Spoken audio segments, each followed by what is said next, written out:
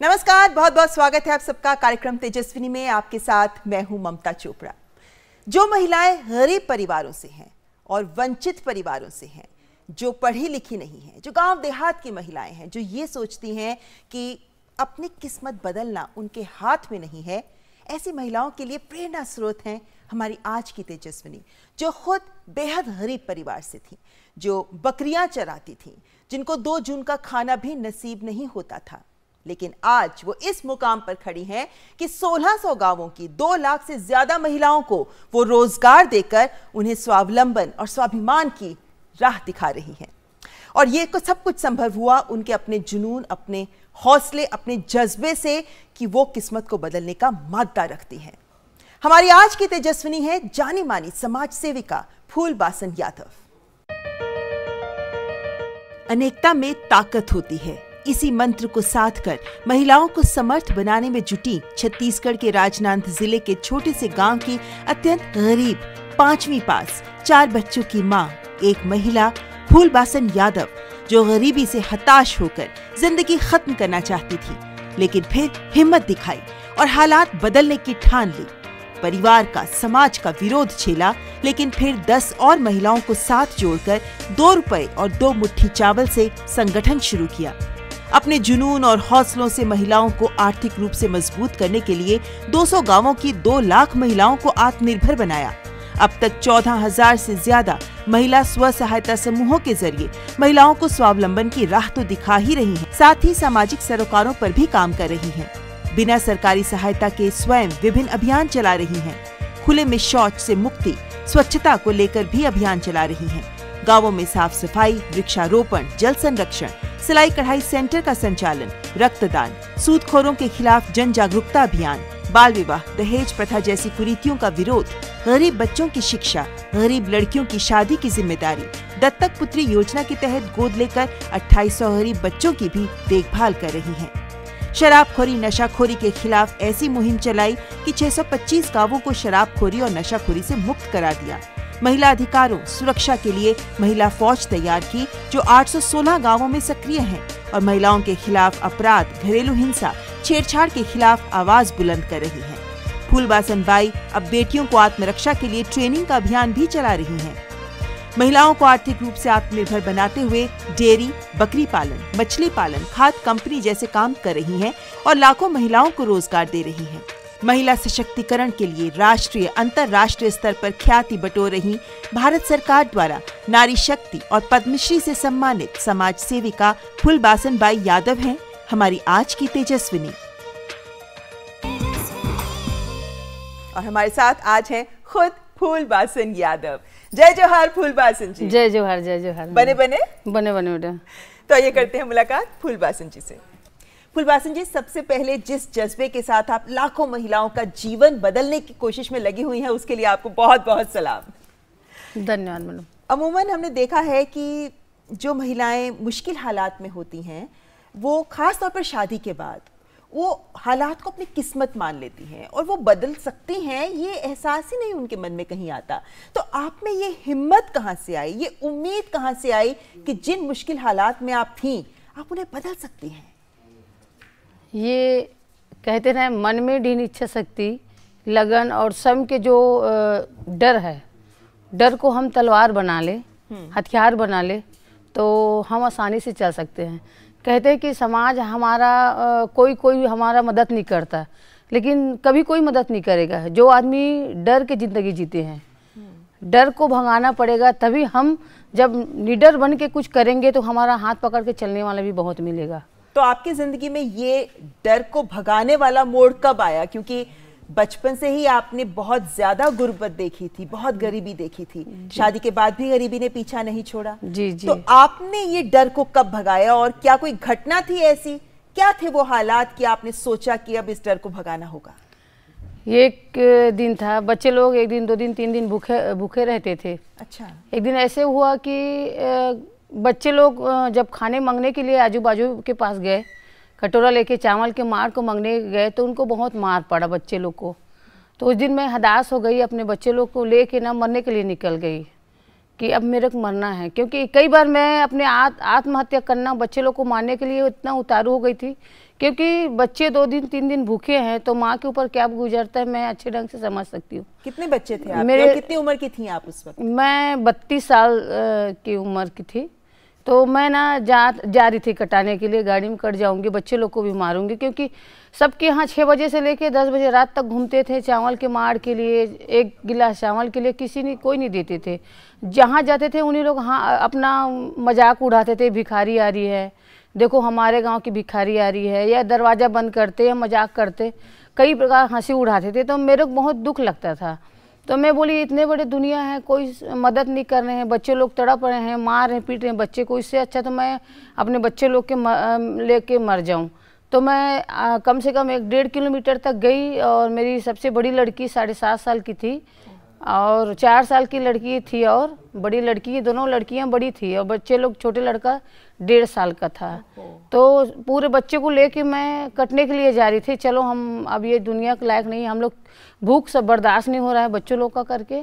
तो मेरी दोनों बच्चियां हाथ पकड़ के रोने लगी कि माँ हमको नहीं मरना है, नहीं मरना है माँ, हम जीना चाहते हैं, हम नहीं मरना है। दोनों हाथ पकड़े, बच्चे लोग बहुत चिल्ला चिल्ला कर रोए। तो उसी समय मेरे को लगा कि एक माँ कितनी लाचार हो जाती है, और चाह के भी ये जीवन जीने के लिए मजबूर है। लेकिन आज शायद मेरे बच्चे लोग बोल रहे हैं, शायद मेरे जैसे कई हजारों बच्चे और उनकी माँ मरती होगी गरीबी के कारण, भूखमरी के कारण। लेकिन आज के बाद मैं अपने बच्चे लोग को ज़िंदगी दूंगी और पूरे समाज में ज़िंदगी दूंगी।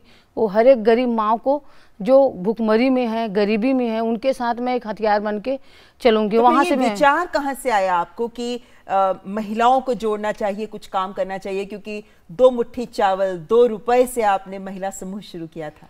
तो मैं जब बच्चे लोग को लेके आई तो गैया चराते चराते खार में मेरे लगा कि ना माँ दुर्गा मैया हैं जो 9 रूप धारण कर सकती है।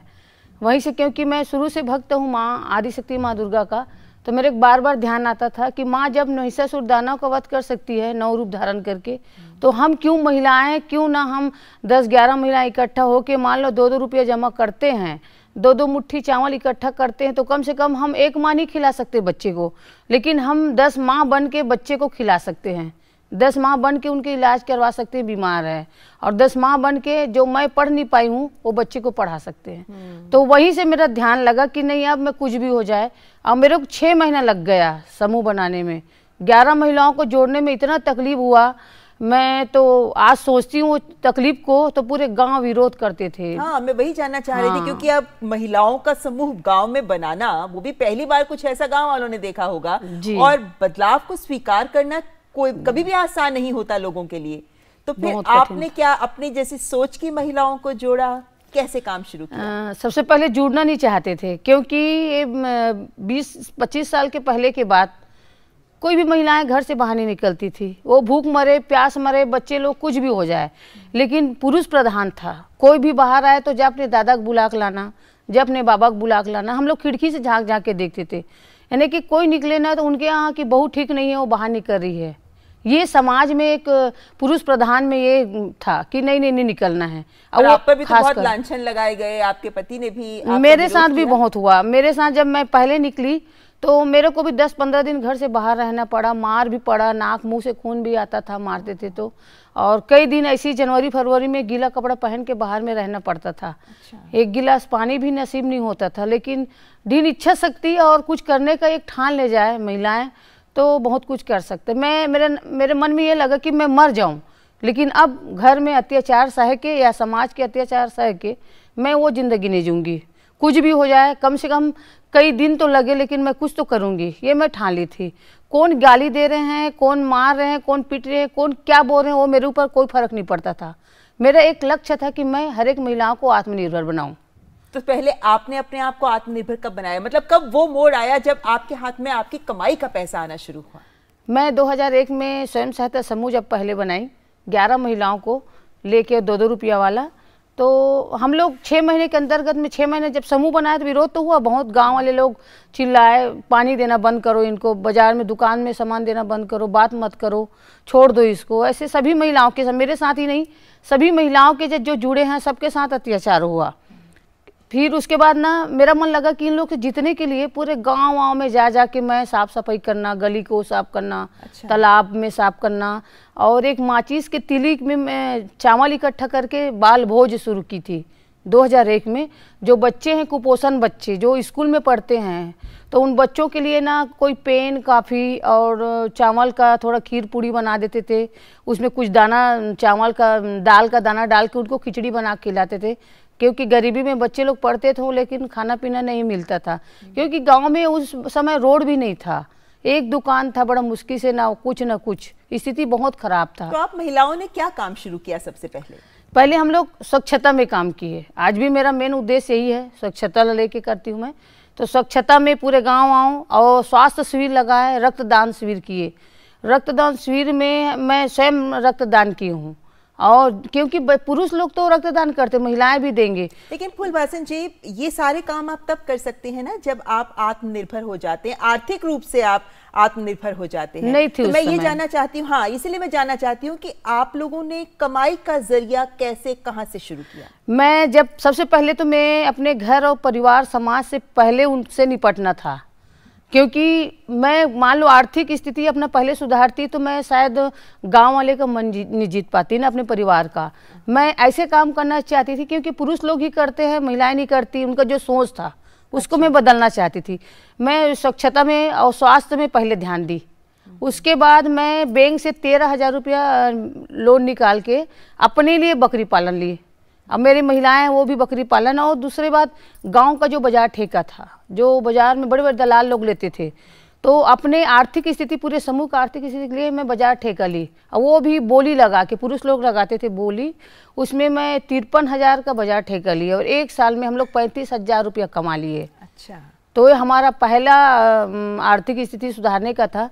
इसमें गांव वाले को लगा रही ये काम तो पुरुष लोग करते थे, महिलाएं इसे कर लेती है, तो हम लोग को 15 अगस्त में झंडा फहराने का मौका मिला। क्या बात? ये मेरे लिए बहुत बड़ी बात है, क्योंकि मैं कभी घर वाले लोग इतने चिढ़ते थे, चिल्लाते थे, गाली ही मिलता था हम लोग को। वो आ रही हैं इन लोग का कोई ये नहीं है, जगह नहीं है, इन लोग को गाँव से निकालो। सभी महिलाओं के साथ, हमारी महिलाएं जो सबके साथ ऐसे होता था। जब हम लोग कुछ किए गांव के लिए, गांव साफ सुथरा दिखने लगा, गांव में बच्चे लोग जोर जोर से पढ़ने लगे, उन लोग को हम लोग काफ़ी पेन देने लगे, और हर 15 दिन में हम लोग त्यौहार मनाते थे, पोषण त्यौहार करके, उसमें उन लोग खीर पूड़ी बना खिलाते थे। तो सबके परिवार, पूरे गाँव वालों को अच्छा लगा, रही ये तो बहुत अच्छा काम कर रही हैं लोग। तो फिर सम्मान मिला। उसके बाद हम लोग बाजार ठेका ले लिए, बाजार ठेका लिए, टेंट हाउस लिए, बहुत सारा काम किए हम लोग। और हर एक महिला समूह जो जुड़ी थी उन लोग को छोटे छोटे रूप में चना मुर्रा का दुकान, एक छोटा सा होटल, जिसमें होटल में चाय भजिया बनाते थे, उसमें हमारा रोजी रोटी निकल जाता था। ये छोटा रूप से 2001 में। चलिए इस बात को हम आगे बढ़ाएंगे, लेकिन साइकिलिंग कब से आपसे आके कैसे जुड़ी? क्योंकि आपने महिला ओलंपिक्स में पार्टिसिपेट किया, आपको फर्स्ट प्राइज भी मिला, और क्या ये साइकिलिंग की घटना आपके इस संघर्ष का अहम हिस्सा रही? बहुत ज़्यादा, क्योंकि साइकिल से मेरा जीवन में जो परिवर्तन हुआ वहीं से हुआ। समय में नहीं आने के कारण मेरे को बहुत मार पड़ता था। समय में नहीं आने के कारण मैं बहुत काम नहीं कर पाती थी, जहाँ जाना चाहती थी पैदल जाती थी तो पैर में फोड़ा आ जाता था, चप्पल वप्पल भी नहीं रहता था। तो मेरे जो गुरु हैं दिनेश श्रीवास्तव सर जी, जो 2001 में कलेक्टर बन के आए थे, वो उनका मेरे को बहुत सपोर्ट मिला। तो साइकिल सीखने के लिए मैं 1 महीने में साइकिल चलाने सीखी, और वहाँ भी बहुत हंसी उड़ाए सब कि अरे बहू होके साइकिल चलाती, इनको शर्म वरम नहीं लगता, ये तो कुछ भी करते रहती है। तो मेरा कुछ नहीं लगता, जो भी जिसको जो बोलना है आप बोलिए। और साइकिल चलाने सीखे, और कई हजारों महिलाओं को सिखाई, क्योंकि हम बच्चे को बीमार है तो हमारे पति को बोलेंगे या पड़ोसी को बोलेंगे, क्यों हम माँ है, क्यों साइकिल नहीं चला सकते? हम बाजार जाएंगे, स्कूल जाएंगे बच्चे को ले जाने लाने के लिए, तो हमारे लिए अच्छी बात है और समय का भी बचत होगा। तो मैं स्वयं सीखी और पूरे ज़िले में जा साइकिल चलवाने सिखाई, और जिले में भी फर्स्ट नंबर में मिला। अभी तक हमारा महिला ओलंपिक खेल चल रहा है। अच्छा। आज भी हमारा, कल डेली हमारा महिला ओलंपिक खेल चलता है, जिसमें जिला तक का उनको सम्मान मिलता है, पूरे महिलाएं बाहर निकलती है। लेकिन एक बात बताइए, जैसे आपने इतनी 2 लाख से ज्यादा महिलाओं को जोड़ना, 1600 गांवों को साथ जोड़ना, ये छोटी बात नहीं है। मतलब एक अकेली महिला इतना कुछ कर सकती है, आपको देखकर वाकई विश्वास नहीं होता है फूलबासन जी। लेकिन कैसे महिलाओं में भी आप ये जागृति लेकर आई, कैसे आप उनको भी जागरूक कर रही थी? क्या गाकर कर रही थी, किस तरीके से कर रही थी? नहीं, गाना तो मेरा रहता ही, कोई भी कार्यक्रम में गाना गाती हूँ, मेरे को बहुत शौक रहता है गाना गाने में, और वो भी ऐसे गाना जो देशभक्ति गीत हो। मैं देश से बहुत प्यार करती हूँ और मैं छत्तीसगढ़ की बेटी हूँ। मैं अपने माँ बाप से भी ज़्यादा अपने छत्तीसगढ़, अपने भारत से प्यार करती हूँ, क्योंकि जहाँ मेरा देश है वो मेरे लिए बहुत अच्छा। मैं चाहती हूँ कि जैसे मैं बदली हूँ, हर एक माँ बदल जाए, इसलिए मैं स्वयं गाना भी बना लेती हूँ, तो कुछ हमें गाती सुनाइए हूँ। जरा, कैसे आप महिलाओं को जोश दिलाती हैं कि वो जागरूक हो जाएं? गांधी बाबा के समान चाचा नेहरू के ज्ञान, जुरमिल भुइयाला करीबो महान। गांधी बाबा के समान चाचा नेहरू के ज्ञान, जुरमिल भुइयाला करीबो महान। ई भुइया के खातिर कतको गोली ला चलैने, गोली ला चलैने। ये भारत ला छोड़ो कह के अंग्रेज ला भगाईने, अंग्रेज ला भगाईने। अपन गाँव के खातिर चलो बना लो निशान, जुरमुल भुइयाला करीबो महान। गांधी बाबा के समान चाचा नेहरू के ज्ञान, जुरमिल भुइयाला करीबो महान। मुझे पूरा विश्वास है कि जिस तरीके से आप अलग अलग मुद्दों पर इस तरीके के गीत बनाती हैं तो महिलाओं के भी दिल को छूता होगा। लेकिन कौन कौन से ऐसे मुद्दे हैं, कौन कौन सी ऐसी कुरीतियां हैं, ऐसी बुराइयां हैं जिनके साथ आपने लड़ाई लड़ी और जो महिलाओं के विकास में बाधा बन रही थी? सबसे ज़्यादा नशा है, शराब।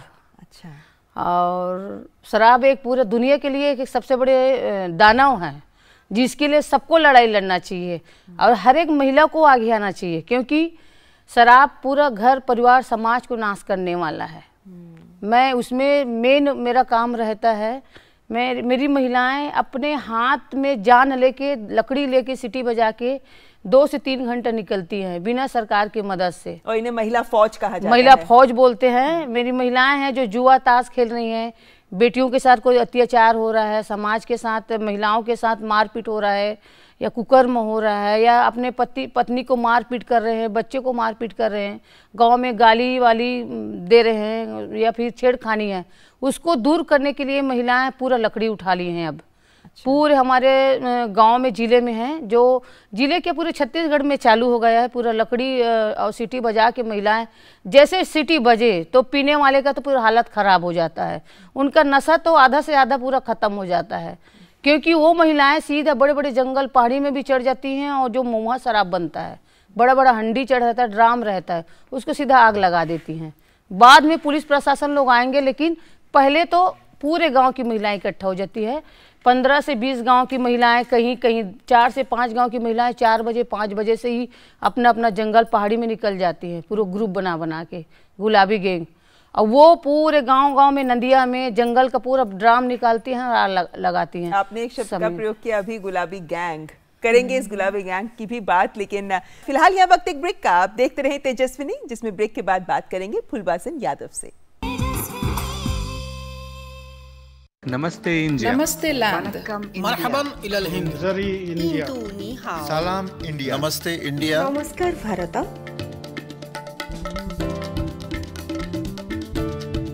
मुई nous इंडिया, sommes l'Inde, नहनु हुनूर, इंडिया, माँ हिंदी हस्ती, हिंदियान, सलाम हिंदुस्तान। We are India.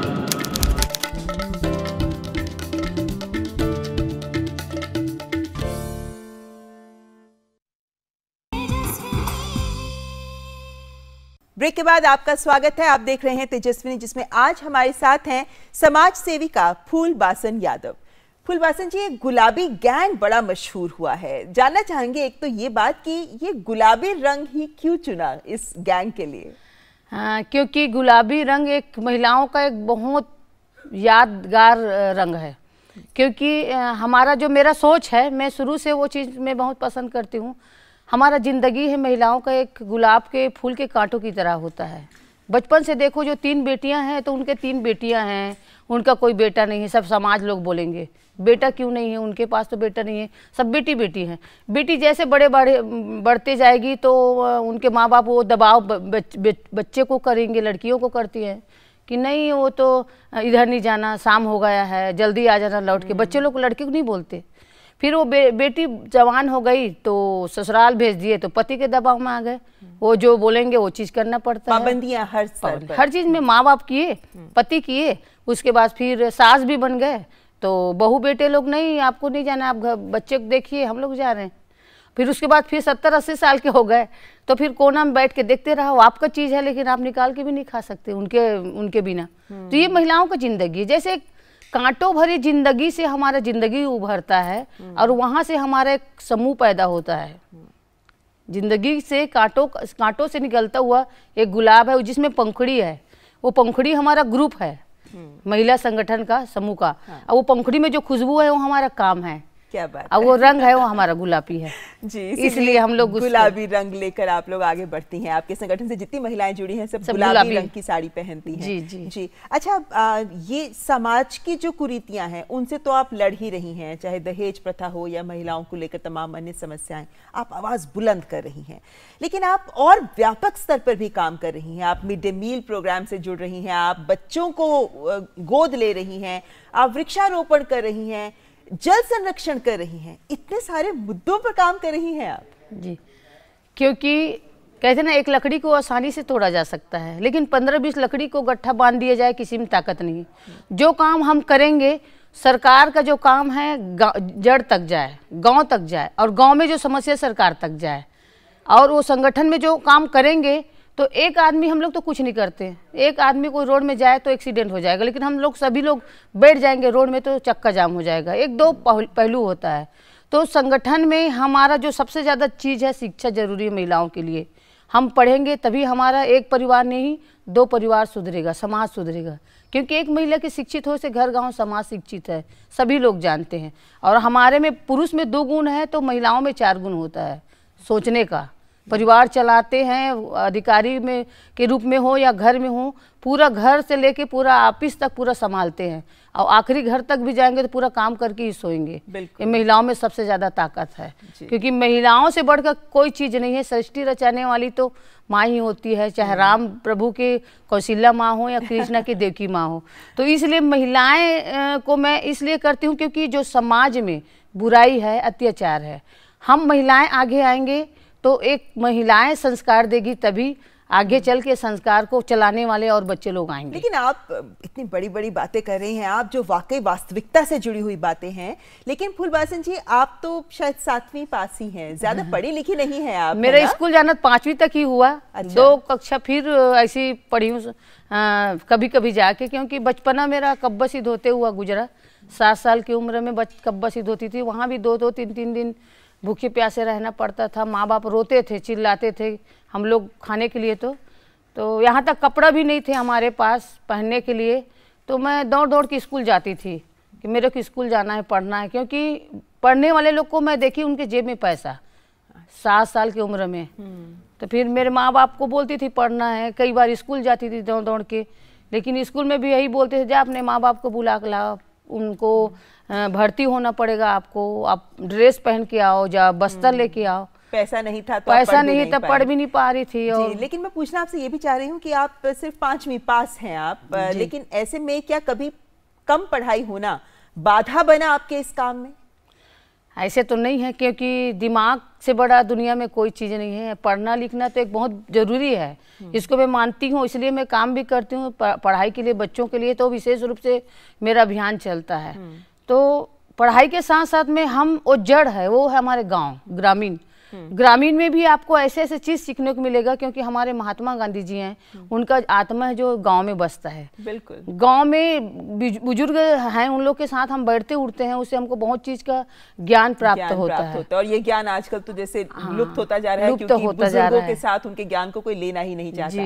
लेकिन आप भी नई तकनीक से भी कदम मिला रही हैं। अब तो यूट्यूब चैनल शुरू हो गया है आपका। जी, क्योंकि जरूरी है, जैसे जैसे हमारा देश बदल रहा है वैसे हमको भी बदलना जरूरी है। ऐसे नहीं है कि हम बदले नहीं, क्योंकि बदलना हर एक इंसान को बदलना चाहिए। हम पहले गैया बकरी चराते थे, अब महिलाओं को चरा रहे हैं जिंदगी जीना। और मेरा मेन उद्देश्य यही है कि हमारा जो उद्देश्य है पानी बचे, क्योंकि पानी गहराई में जा रहा है। स्वच्छता हमारे लिए जरूरी है। शौचालय बनाने से कुछ नहीं होता, सोच बदलने से होता है।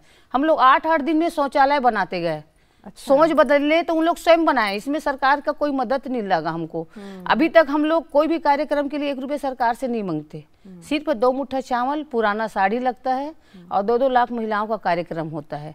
क्योंकि सर झुकाना हमारा काम नहीं है। कब कहते हैं कि हमको पैसा चाहिए, हम ये काम करेंगे, लेकिन हमको पैसे की जरूरत ही नहीं है।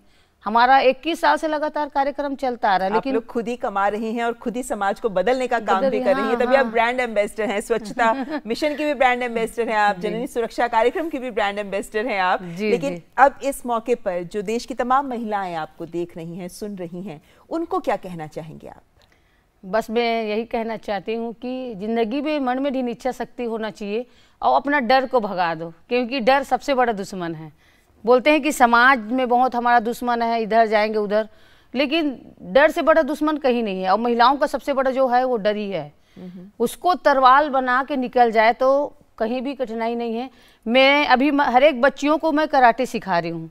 आत्म सुरक्षा की ट्रेनिंग के लिए हम लोग डर डर के जिंदगी जी रही हैं। महिलाएं भी ट्रेनिंग ले रही हैं। अभी उन लोग कराटे सीख रही हैं। अभी जो महिलाएं 40 साल की महिला कराटे सीख रही, पढ़ी लिखी नहीं है, लेकिन कराटे सीख के वो अपने गांव को बदलना चाह रही हैं, क्योंकि गांव में वो अत्याचार ना हो महिलाओं के साथ, बेटियों के साथ, या नशा मुक्त हो गांव। इसके लिए बच्चियां भी कराटे सीख ली है, लेकिन कहीं भी किसी को पैसे देने की जरूरत नहीं है। एक दूसरे को सिखाते जा रहे हैं। पहला मेरा स्वयं सहायता समूह बना, फिर दूसरा महिला फौज बनाई। महिला फौज के बाद मेरा अभी महिलाओं के लड़कियों को, महिला किशोरी को आत्म सुरक्षा का ट्रेनिंग चल रहा है। स्वाभिमान यानी कि हमारा महिलाओं के स्वाभिमान के लिए।